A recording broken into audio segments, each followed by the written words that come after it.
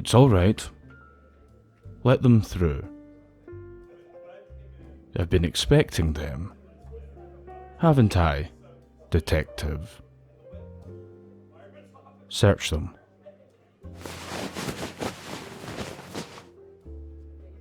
No gun. I'm insulted. Sit. Cigar? Turning me down cold.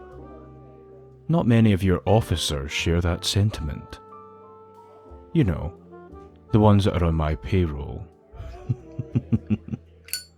Well, if you don't mind, I will smoke anyway. Not that you have much of a say in the matter.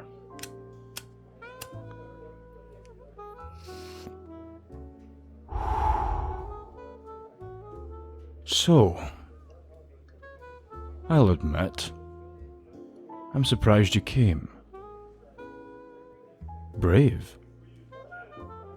But I expected no less from the city's finest. But maybe it was obsession that drove you here. Don't play coy. I have moles inside your precinct. They've told me all about your little manhunt that you've had against me and my business partners.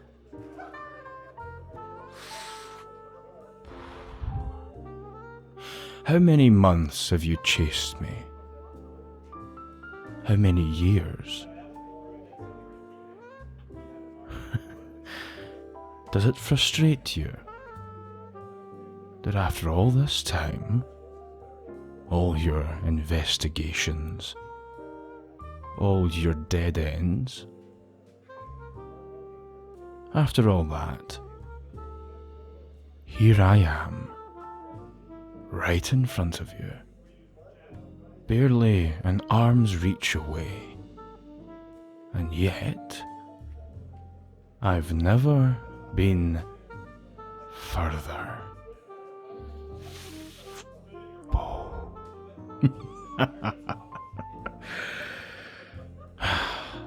This is true power, detective.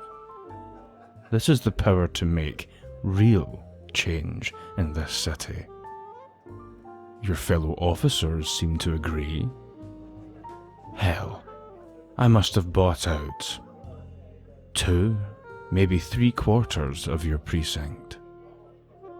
And yet, despite how big the offer is, no matter how much pressure is applied, you just will not bend. You really are incorruptible. I'd be impressed if it wasn't so frustrating.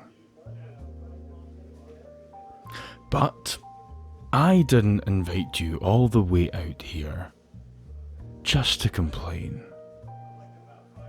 No. I have a proposition that will benefit both of us.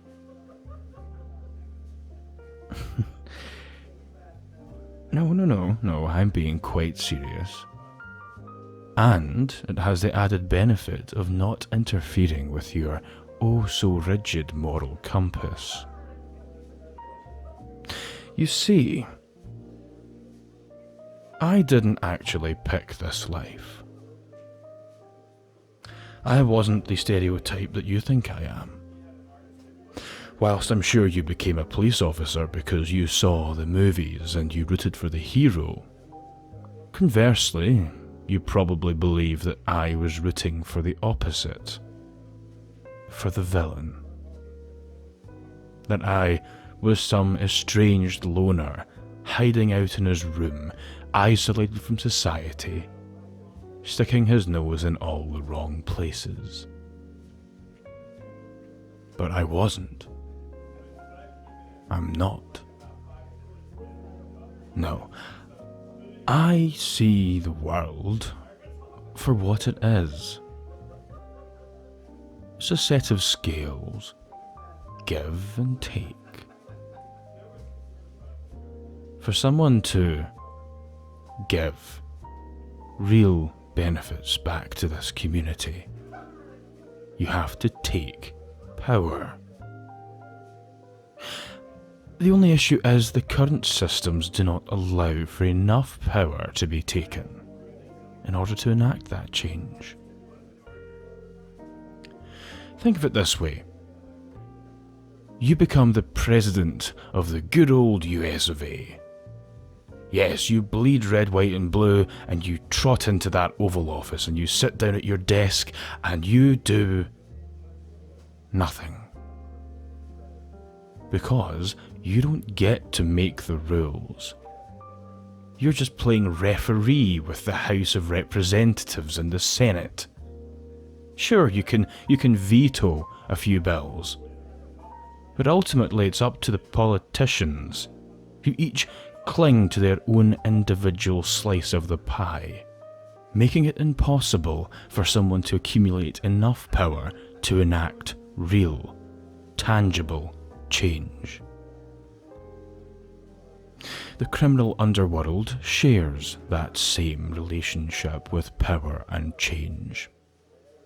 Take what you will from that similarity between a crime boss and a politician. However, that's not what I'm here to talk about. No. The balance in the criminal underworld of this city has been shaken. A group of new families, mobs, entrepreneurs have been cropping up around this city, diluting the market share and control from the rest of us. These new families are savages. They don't play by the rules. They don't respect the other players. They've been breaking codes, collecting insurance money and protection money, then causing the damage anyway. It's giving the entire criminal underworld a bad name. Yes, believe it or not, for criminals we do care about our reputation. After all, we're all businesses under the good old arm of capitalism.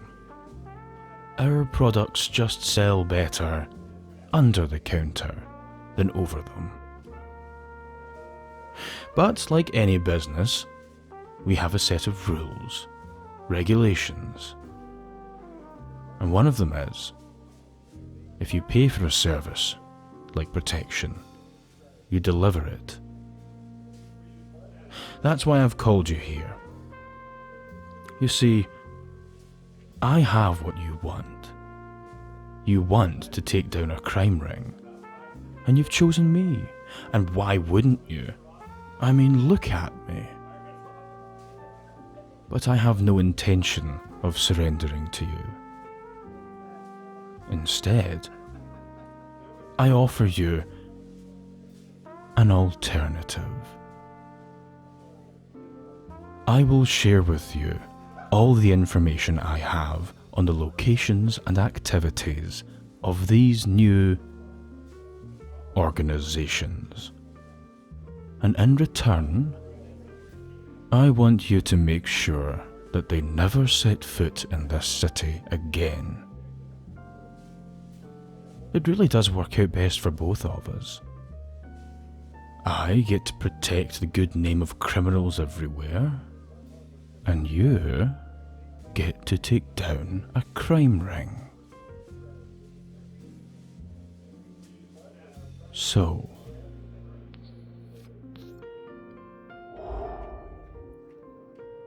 do we have a deal?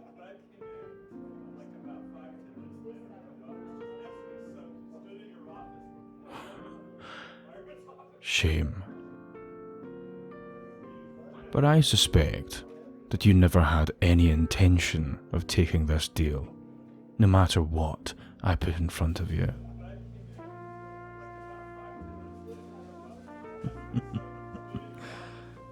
You really aren't as intelligent as I thought you were. You walked in here, into my den, my bar, knowing that you would turn down whatever proposal I had. Then you expected to walk away.